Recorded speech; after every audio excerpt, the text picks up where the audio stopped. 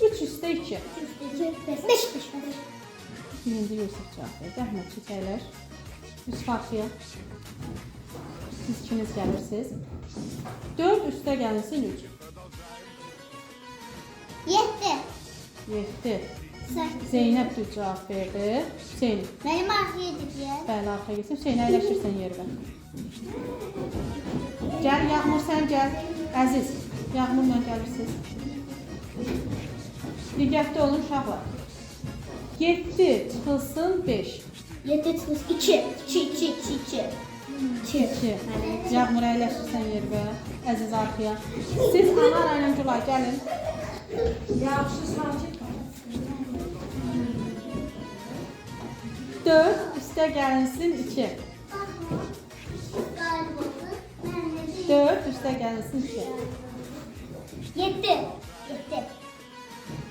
İkiniz də uduzursunuz. Keçin. Gəlin, Yəmən. Əli, gəlin. Gəlin, biraz qabağa gəlin uşaqlar. Biraz qabağa gəlin, siz də biraz qabağa gəlin.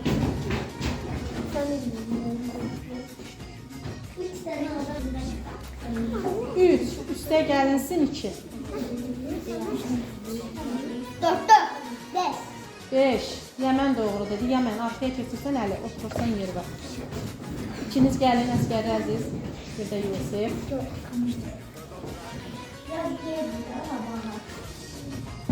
4 üstə gəlinsin 2. 6.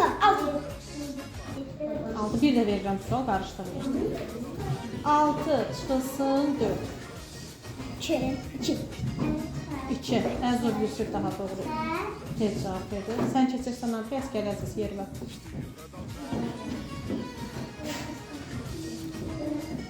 5 üstə gəlinsin 4.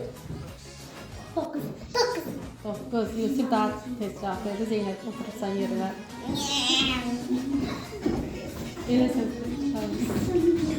yaxşı durun orada. 3 üstə gəlinsin 5.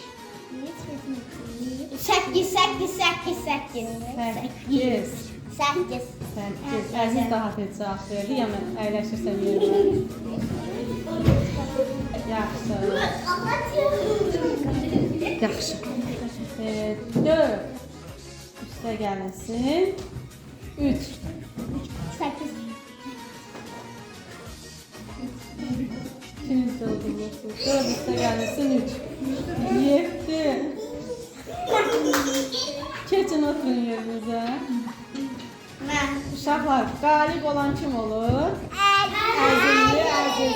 Gəlin alqışlayaq Əzizi. Ya.